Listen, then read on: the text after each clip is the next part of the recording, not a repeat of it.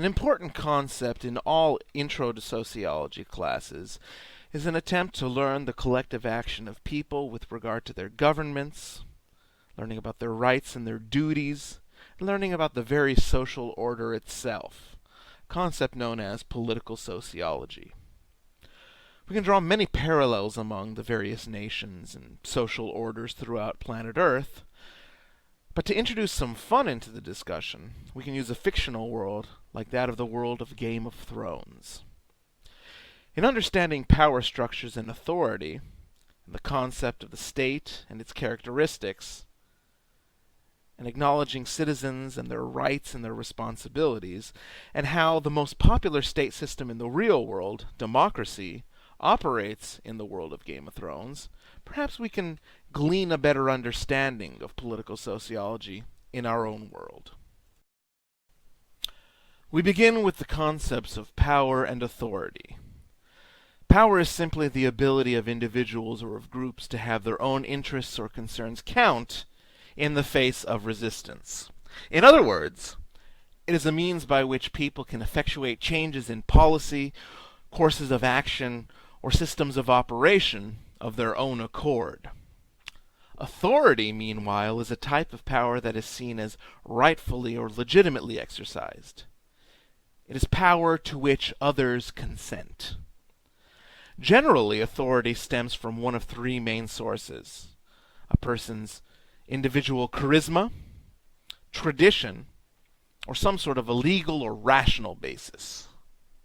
So a person like Barack Obama, for example, is considered a charismatic individual with regard to his authority. Queen Elizabeth II is an individual with some semblance of authority due to tradition, essentially becoming queen because the previous ruler died.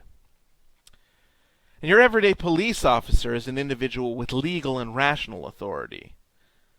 The police have the legal basis for the actions that they undergo, and have the rational authority in that they are able to use force.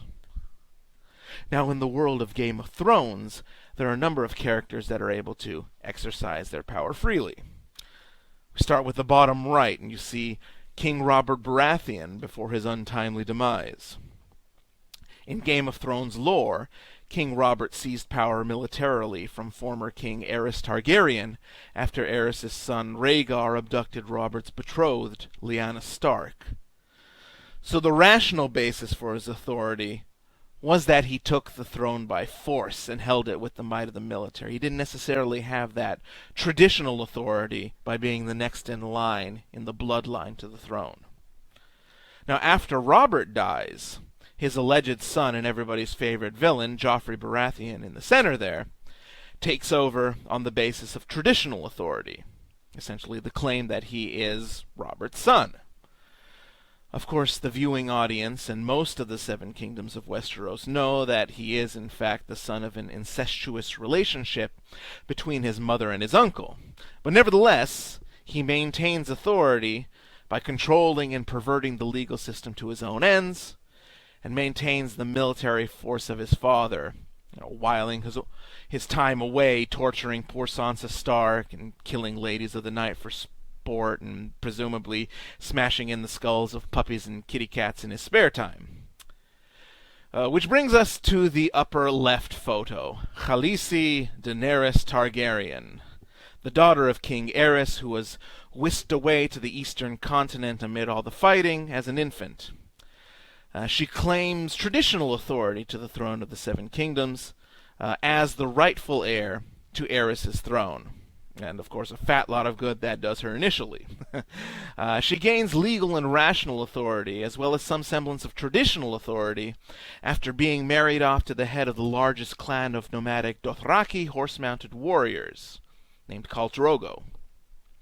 In doing so, she becomes Khaleesi, or the queen of the clan, and begins to gain a considerable army. After Khal Drogo dies, she gains additional power by birthing dragons, which is essentially the Game of Thrones equivalent of nuclear weapons, and through her charismatic authority begins to gain more and more followers that add to that legal and that rational basis for her power. She gains the unsullied professional army, a bunch of former slaves come to her side, and she even has Westerosi knights from the land of her father to counsel her. But before she can take the throne, she has to deal with Cersei Lannister in the upper right there. Now, she's the vindictive mother of King Joffrey, who had ensured the death of her husband, King Robert, to ensure that her family gains control of the crown.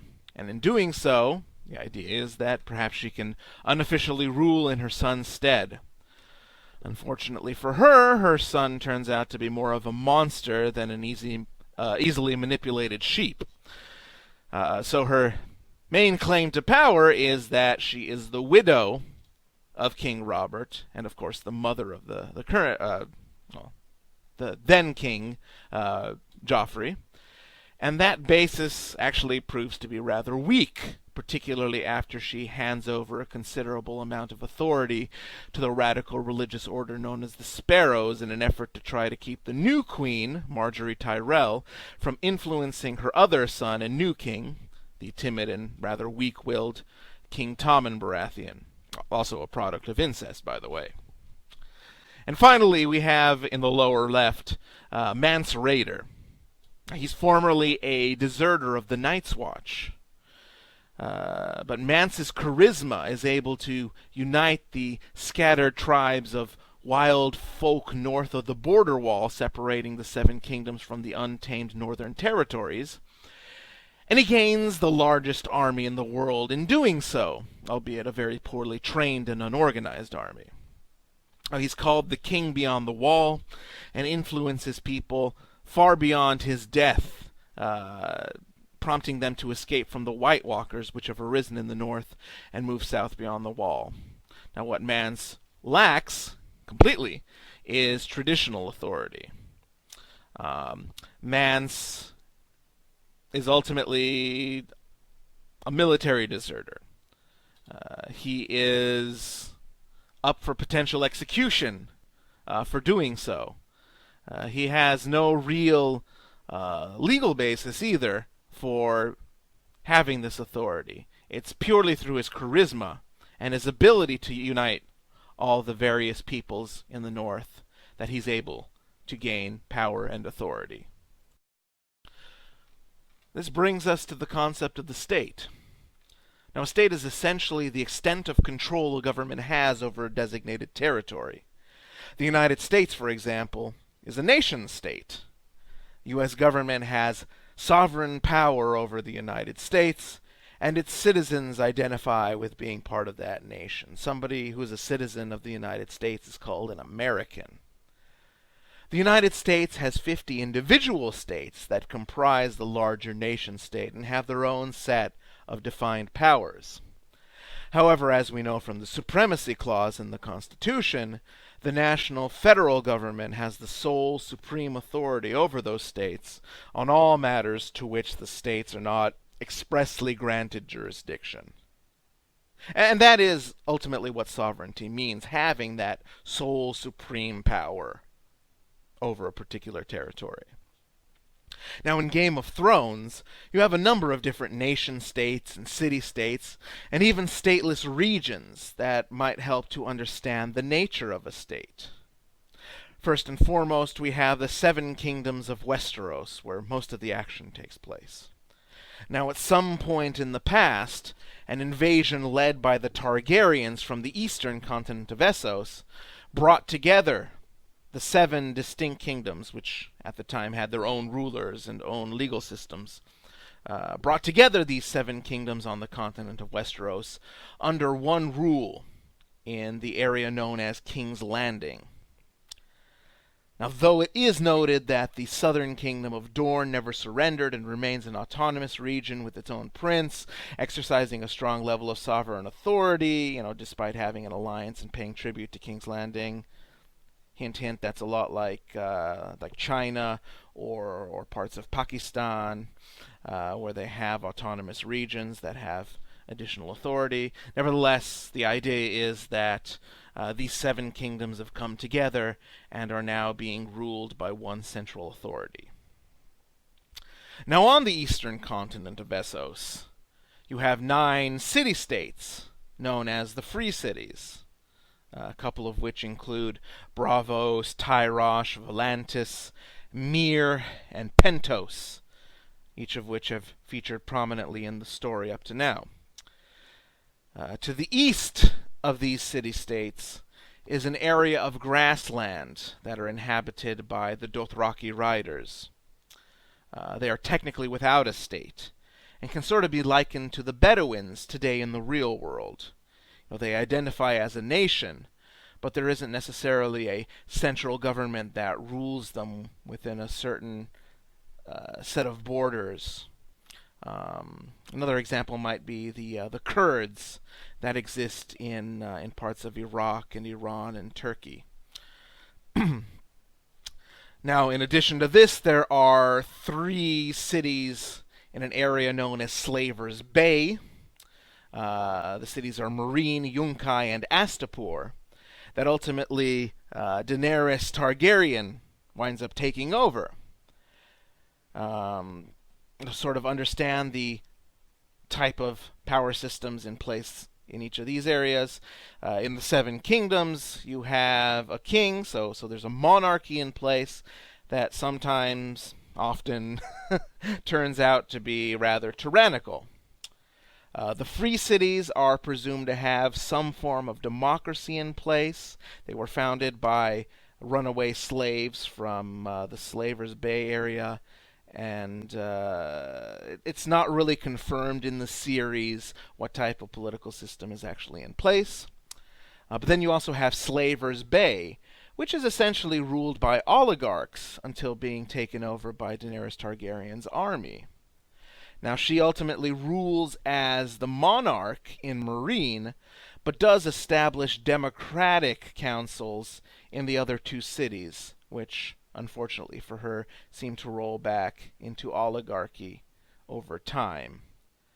Now, there are opposing factions to Daenerys that want to establish what they consider to be an aristocracy, but truly it is more in the form of an oligarchy, in that the former slave owners tend to be the ones that are opposed to Daenerys' rule. Now let's try to make sense of all the different forms of government that I just mentioned. Now, around the world today, democracy has become the most popular form of government, or at least that's what we call it. If you want to get technical, polities are what reign supreme. Now you see, according to the ancient Greeks, from which we get the terms democracy and polity, democracy ultimately means rule by the common people. Demos means the commoners, as opposed to the aristoi, or the elite, as in aristocracy. Now, Aristotle actually believed that, aside from a tyranny, the democracy was the worst form of government imaginable, in that it was essentially nothing more than an every-man-for-himself form of mob rule. Now, in his seminal work, Politics, he gave the good and bad forms of different types of government as he saw them. So, the good form of a single person ruling for the benefit of all people, in other words, was a monarchy, or a benevolent dictatorship. The bad was a tyranny, where you had an individual ruling for their own benefit, to aggrandize themselves.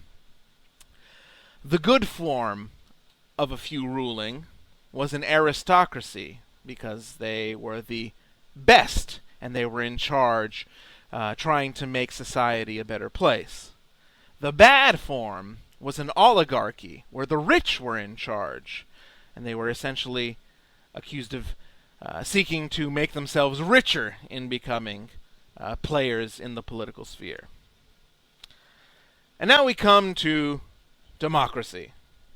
Now, the bad form, according to Aristotle, of the rule of many was democracy, because essentially it was mob rule, and people would essentially obey their own whim and fancy rather than following any sort of formal social order.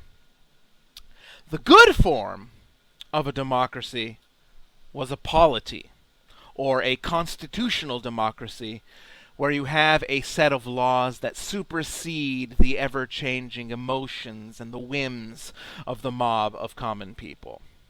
Now, the United States has one.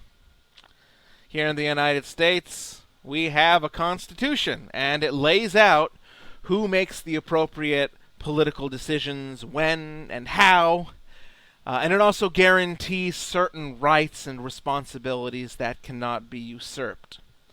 And really that's the basis of a recent court decision, that on gay marriage, where the essential argument posited by the deciding parties in the court was that homosexuals have an equal right to be married as straight people, and that those equal rights are reinforced by provisions of the 14th Amendment, which sort of project the universal rights to the individual state level as well. Now, the only place that we see that there is democracy in place for certain in Game of Thrones is with the Night's Watch. I briefly mentioned them earlier. The Night's Watch guards the Seven Kingdoms, initially from the wildlings north of the Wall, but later against the White Walkers and their army of reanimated corpses. Now, in our photo, we see the 998th Lord Commander of the Night's Watch, Jon Snow, who won in an election runoff with Sir Alistair Thorne, his bitter rival, after the murder of the former Lord Commander Jorah Mormont by his own men. However, Jon, although he's a well-meaning, very wise strategist, and quite possibly the only reasonable person left in all of the Seven Kingdoms, he bends the rules that are in place for the Night's Watch a bit too far for some.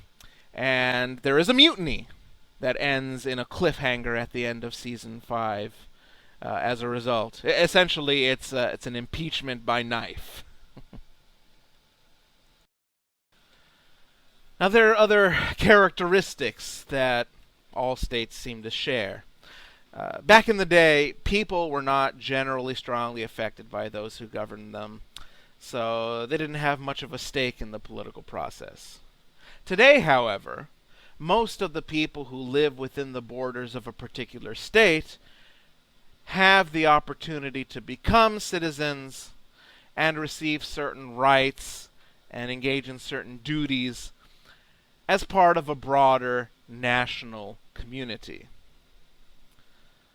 This in turn gives rise to the concept of nationalism, or identifying as being part of a single political community. I mean, for example, many in the U.S. identify as being American. But also, like I mentioned earlier, the Bedouins and the Kurds identify as being part of their own nations, despite the fact that they are living within the borders of other nation states. And of course, here in the United States, there is a lot of concern by some about individuals who are not citizens of the United States entering the country without formal permission and documentation, and the extent to which they are afforded the same rights and privileges as American citizens.